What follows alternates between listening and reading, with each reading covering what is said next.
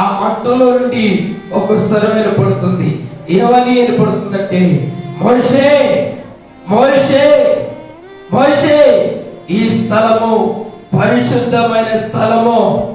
ఈ స్థలానికి వచ్చేటప్పుడు నీ పాదాలకు నా చెప్పులు విప్పిరా, నీతో నేను మాట్లాడాలనుకుని ప్రభు స్వరం వినపడగానే మోషే భయపడిపోయాడు.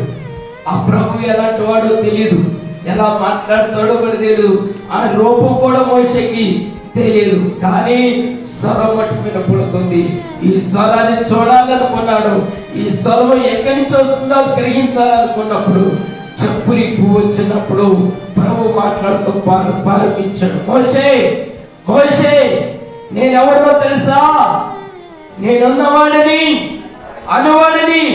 కాబట్టి నేను నిన్ను చూస్తున్నవాడిని, నిన్ను ప్రేమిస్తున్నవాడిని, నిన్ను రక్షిస్తున్నవాడిని, నిన్ను పోషిస్తున్నవాడిని, నీ సమాజం